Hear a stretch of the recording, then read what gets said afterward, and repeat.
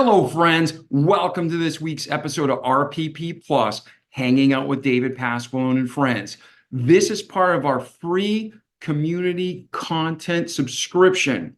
So if you go to our website, davidpasqualone.com or theremarkablepeoplepodcast.com, when you sign up to be part of our community mailing, a once-a-week newsletter, you automatically get access to RPP Plus, which is a growing library of over 24 episodes that are scheduled to be released in the next 30 days that are like the Remarkable People podcast, but it either continues the conversation, highlights different guests you haven't heard from, or continues the conversation in a way that's outside of the normality of our podcast. And sometimes it's just me and a friend hanging out, and you get to be part of it and listen in. And hopefully we bring you content that's not just inspiring and funny and engaging, but you can apply it to change your life. So at this time, you're about to listen to Michelangelo's episode, Michaelangelo Gerardi, right? Great guy. I grew up in an Italian-American home, played a lot of baseball, wanted to become a pro, got injured, and you're going to hear how from the injury, the course, how his life changed, and how as it changed, it just kept getting better till today. So we're going to talk about success and what really matters. We're going to talk about the 7-second rule that Michaelangelo discusses with his clients. And we're also going to talk about some personal training, some online training, some coaching ideas, Instagram, YouTube, the COVID vaccine. We're going to talk about a bunch of things right now and hanging out with David Pasqualone and Friends. Enjoy.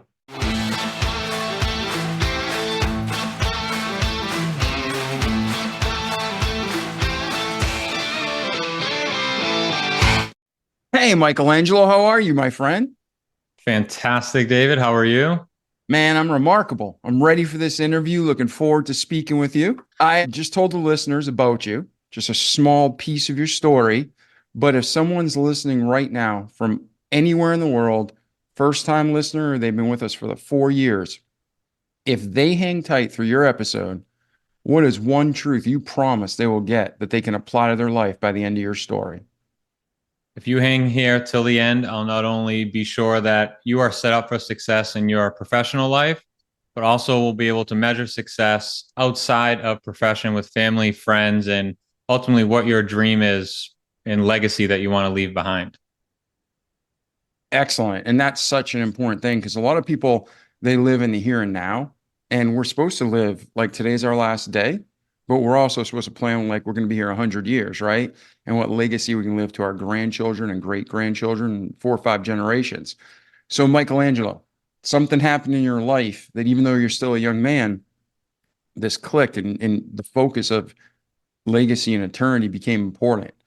Bring us through your life, man. From your birth, what was your upbringing like? You know, as you went through grade school, high school, college, not college, right to the workforce, whatever it is, just tell us your life story and we'll stop along the way and glean what we can. Awesome. So all started in Boston, born and raised Italian-American family, grew up right in the city. And so had a lot of friends there. We were out always doing, what kids do. And I was always into sports and, fast forwarding to high school, played baseball in high school, came to second year of high school and I had an injury and prompted me to get surgery, which was Tommy John surgery. So if you're not familiar with it, it's pretty much a surgery that baseballers get that pitch, whether it's hard or just a lot of volume. So I went through lots of physical therapy and ultimately decided that, hey, this is what I want to do with the rest of my life. I want to be a physical therapist. I loved my physical therapist really as kind of a support system and to get me back doing what I love. And ultimately took me all through college.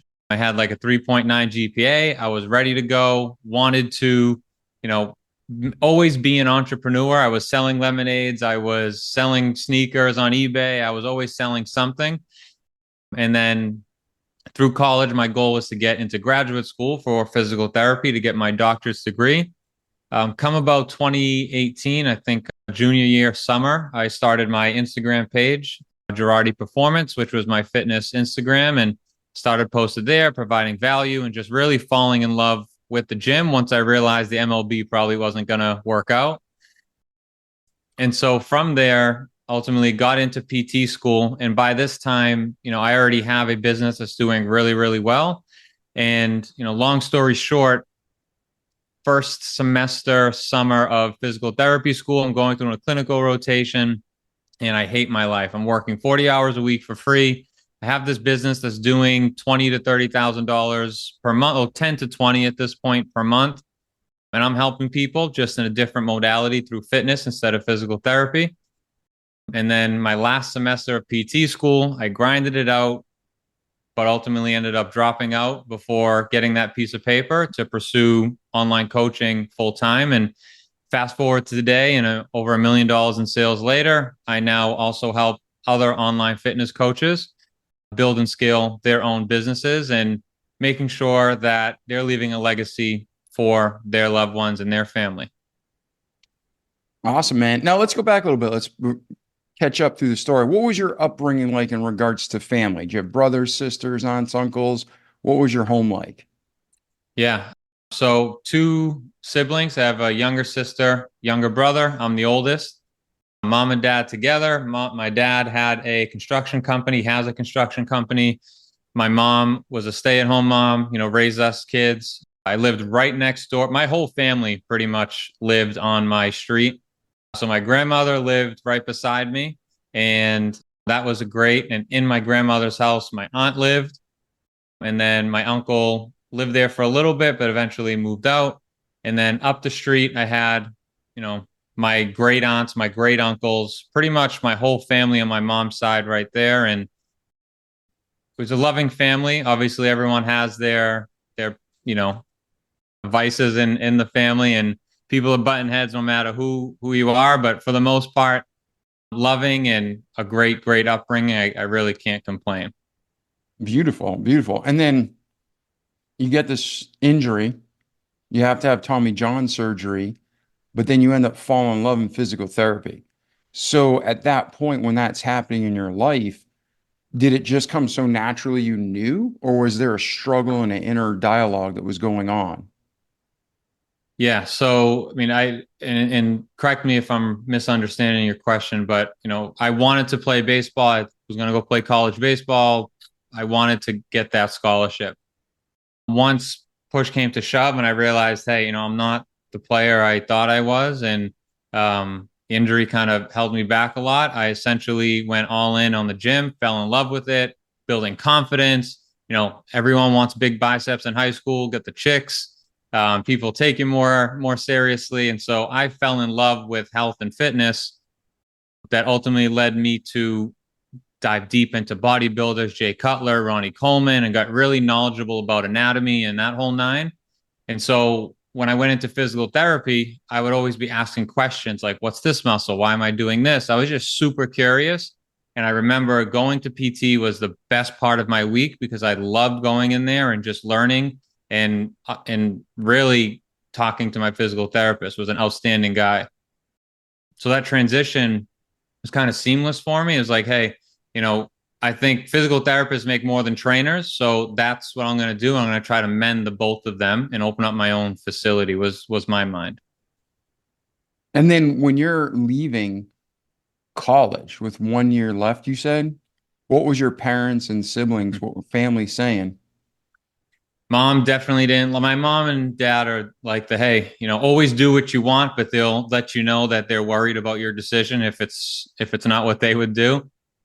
So ultimately, it was my decision to leave, but my mom was very skeptical. My dad was less skeptical, but still put his 2 cents in. But my mom was totally against it just because, where we grew up, you don't see what's possible. You only, you go to work, you work your 9 to 5. Yeah, you can make good money, you get a pension, and that's the end all be all.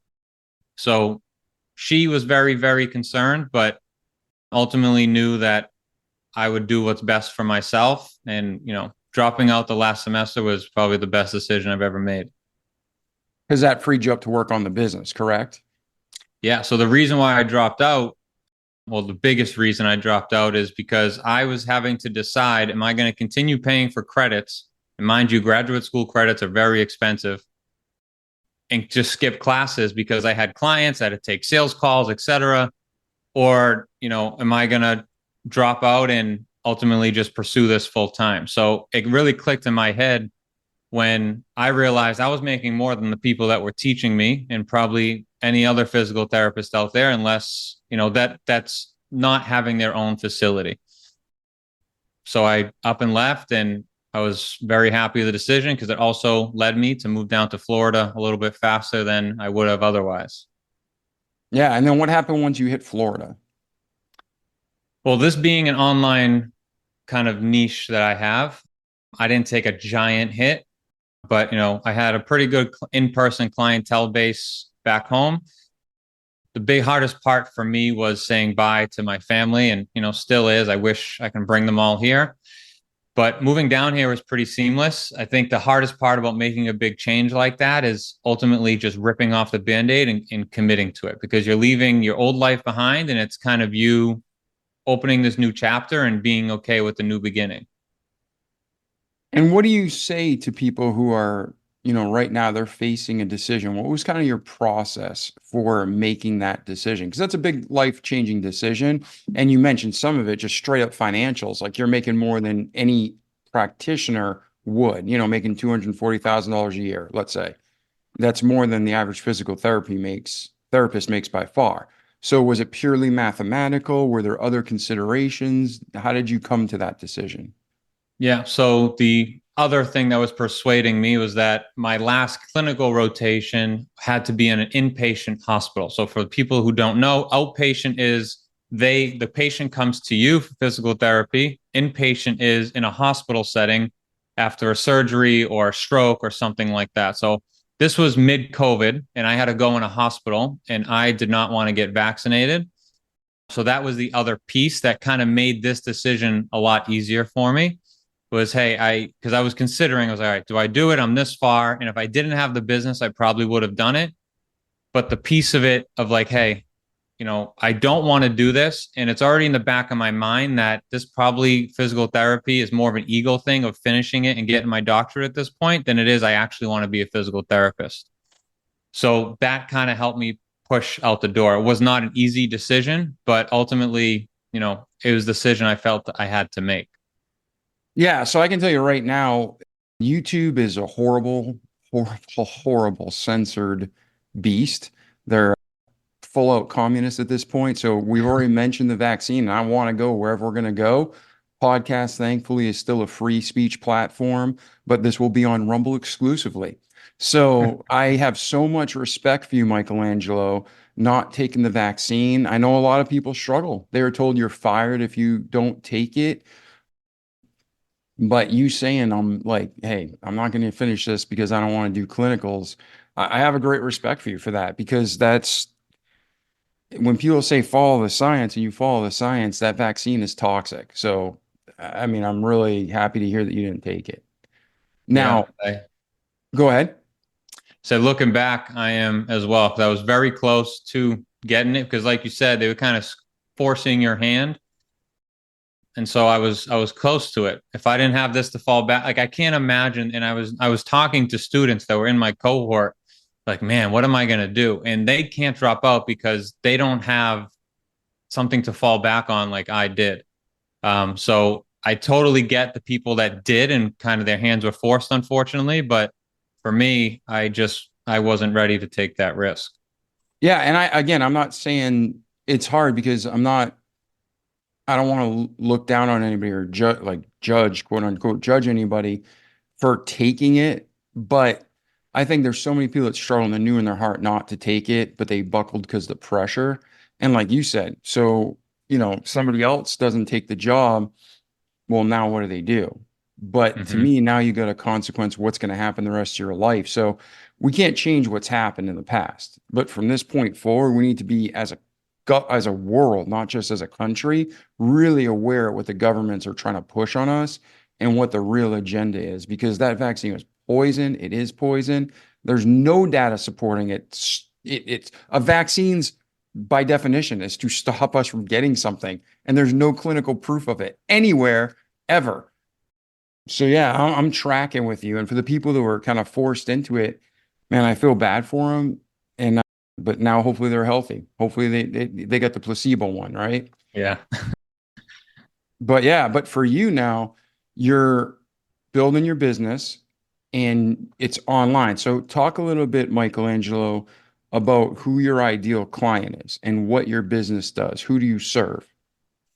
Yeah. So I have really two separate businesses at this point. I have my fitness coaching business that really focus on weight loss and, sustainability in that weight loss. So no keto, no intermittent fasting, no 2 hour long cardio workouts, anything like that. If you want to lose weight and you want to be able to keep it off, we can serve you. And ironically, I had problem putting on weight, so I'm more of like a bulking in and of myself, but most people and in this world need to lose weight, not trying to put it on. So that's just more the clientele we serve. And then on the business side, I help health coaches, nutrition coaches, fitness coaches build and scale their own online fitness coaching businesses without having to run paid ads, and really through content, which I'm really good at because I've been doing every single day since 2018.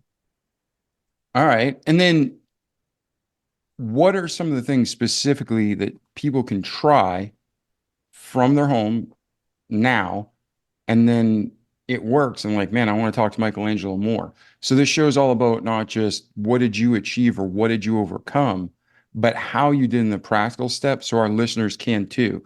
So what are some practical, actionable steps our listeners can take to gain some success and ground, and then they can contact you for more? Yeah. So I think the first thing is getting started. It seems, so super simple, but rip off that Band-Aid. Who cares what other people think of you, and get your face in front of the camera. Because if you don't have a personal brand, then you don't have a business in 2024. So branding is going to be super important, getting yourself out there, and then just providing value. So for 2 straight years, all I did was value, value, value, and I didn't ask anyone for a penny.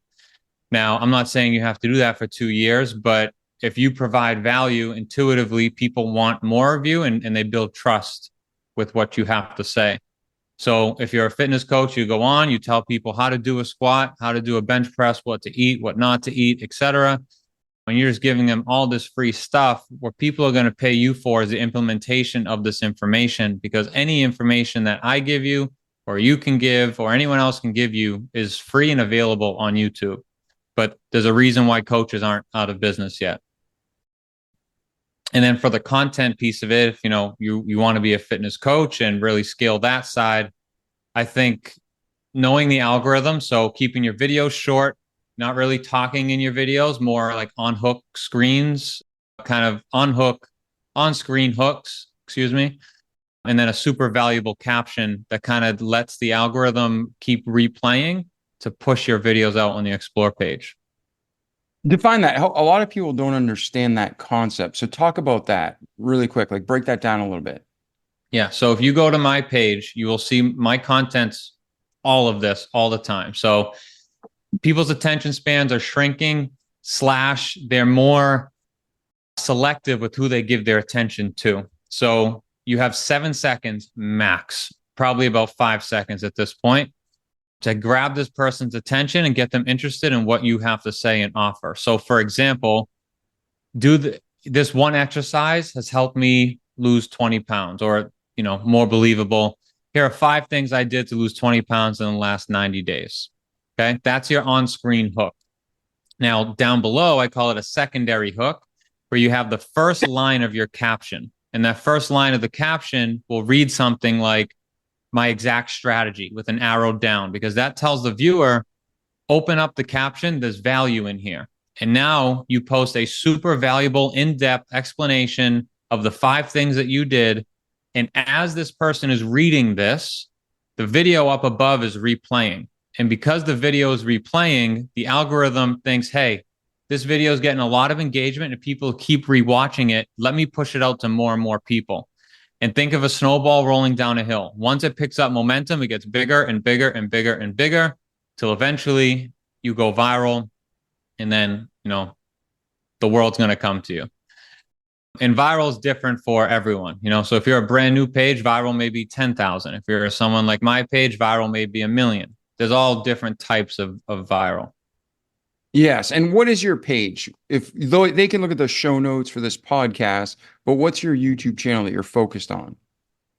So my YouTube channel is Gerardi Performance. My main Instagram for business consulting is Michael Gerardi _. And are you using the same approach on YouTube and Instagram? Yeah, so I don't pay much attention to YouTube, truthfully. I really should more, but anything I post on Instagram as a short goes on YouTube. And over the last 1.5 years, my YouTube's up to 20,000 subscribers now. Not much comes from YouTube, if at all. It's just I'm building subscribers and just repurposing content because why not? So essentially, I've just built up a bunch of subscribers, need to figure out a way to monetize those subscribers at some point. All right. So now you've built a business, you have your in-person personal training, you got your online growing and scaling. Where is Michaelangelo today and where are you heading next? So right now, very much still trying to scale the business and kind of almost exit it. From a professional standpoint, really want to get into, portfolio companies and private equity and all that other kind of stuff. And, have this coaching business as a front end money and the other stuff more so passive. And really in 10 years, man, I vision this every single morning. I want my house up north in New England. I want my house down in Florida, be able to bounce back and forth between the two with my family and be close and make sure that my family is set up for success, immediate family, family on the out branches. That's my goal. That's what I want to do. And I want to help as many people as possible any way I can. Awesome. Now, if someone wants to get a hold of you, Michaelangelo, what's the best way for them to reach out to you? Best way would be Instagram. So Michael Gerardi _ would be my Instagram, or you can just shoot me an email, mike@gerardiperformance.com. All right. Very good. Now, we've talked about your past. We've talked about your present. We kind of looked at the future. Is there anything else we missed that you want to talk about or any kind of motivation or inspiration to share with our audience before we wrap things up for today? Yeah, I think one thing that I wish more people would talk about is the kind of goal setting that you have for yourself and not having it be just a monetary goal.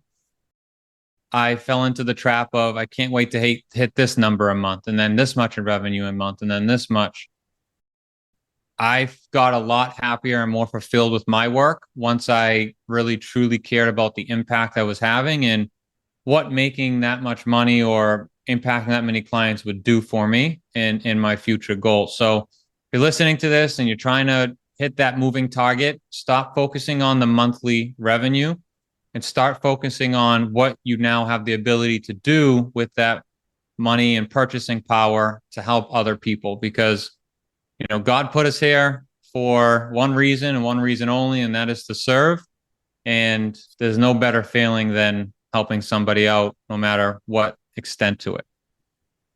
Yeah, I think that's well said. I mean, people, they run a race and sometimes they do the race they're told and they don't really think about, is it what God told me to do or is it what I even want? And then they look back in life and it was worth nothing. And then other people are driven by money, but a rich man and a poor man take the same amount to the grave, right? There's no Exactly. difference in their bank account at that point. So the most important thing, like we say in our slogan, Michael, is listen to the great content you're bringing our audience, do it, take action, repeat the good each day so you can have a great life in this world, but most importantly, an eternity to come. And loving God and loving others, that's what really matters. So when you work with clients, do you have an intake process or a beginning where you establish their goals right up front, or where in the process does that come in? Of course. Yeah. So for fitness, it's more cut and dry, right? Do you want to get here? And then I always ask, what's your why? Someone will tell me, I want to lose 20 pounds. Why? I want to feel more confident. I want to fit in my clothes. I want to be able to go vacation in Europe and wear that bathing suit, wherever the case may be. So the moving target is the same for fitness. It's just in weight loss and a number on the scale. Ultimately, why do you want to change? What makes you the happiest and most fulfilled is really what we try to get into on day one onboarding. Like, why are you here? Past the superficial stuff. And forget his name. I might have been Tony Robbins or Dean, forget his last name, but he was like, ask why 7 times. And on the 7th why, you will ultimately have the answer that you're looking for. Yeah, a lot of times that's straight out of the Bible. People, every truth in the world that works short-term and long is from God. And, Jesus asked Peter the same question 3 times. And that's just his standard. It gets people to think and digs deep. And there's, I'm sure, other standards and other statistics. But yeah, I agree. If you ask the same person the same question multiple times, like, why do you keep asking me that? It's like you ever hear this leadership when the boss says, is this your best work, when they pass on a project? And they're like, yeah, are you sure? Give me another day. And they go back and then they bring, is that your best work? Yeah, 100%. I did another 24 hours. All right, so this is your best work. I know this is what represents you. I'll be back. You know what I mean? It's like questions help us dig and makes us to be better men and women. So good, brother. Well, Michaelangelo, you're the second friend I now have with the name Michaelangelo. How did you get that, by the way? Like, how did your family pick that? So we have a tradition. My grandfather's name is Michaelangelo. My dad's name is his middle name. So I have to name my kid after my dad, and my kid will have my middle name. And it's just kind of something that's trickled down. Nice. Beautiful. Yeah. My family's from Italy too, but I have my father and I have the same middle name, but not the same first name. So everybody has their own little way to go. Yeah. That's cool. Good, man. Well, listen, it's been great talking to you, Michaelangelo. If there's anybody out there who wants to reach out to Michaelangelo, he said his best avenue is Instagram, but we'll put links to all his platforms in the show notes. Check him out. Check out his content, but more than anything, apply what you're learning, right? Or it means nothing. So Michaelangelo, thanks for being here today, brother. Thanks for having me. This was great, David. Yeah. And anything, again, before we go, any other final words or anything else you want to say? Take action, everybody. Take action. Be doers of words and not hearers only. Or again, right out of the Bible. I love it. All right, ladies and gentlemen, I'm David Pasqualone. This was our good friend, Michaelangelo. Please share this episode with your family and friends you think it can help. And then for you, if you need help, reach out to Michaelangelo or myself. And like Michaelangelo just said, do it. Don't just listen. Do. Take the steps. It doesn't matter if you're afraid. It doesn't matter if you're prepared. And as long as God's not saying no, start moving forward. That's it. Catch you next episode. Ciao. Hello, I'm Mike Lindell, and I'm here to tell you about my new product from MyPillow, towels that actually work. Watch this absorbency test. Here's another towel that we randomly went out and bought. Here's one of my towels with the nice design. I don't know if you can see this, but you could line a swimming pool with this. I mean, this is crazy. Get rid of it. Towels that actually work. What a concept. I'm interrupting this commercial to let you know you can get our 6-piece My Towels, regular $69.98, now only $29.98. Or you can save 25% on our brand new kitchen towels, made with the same technology as our famous My Towels. Also, we have bath sheets, bath towels, washcloths, hand towels, and so much more.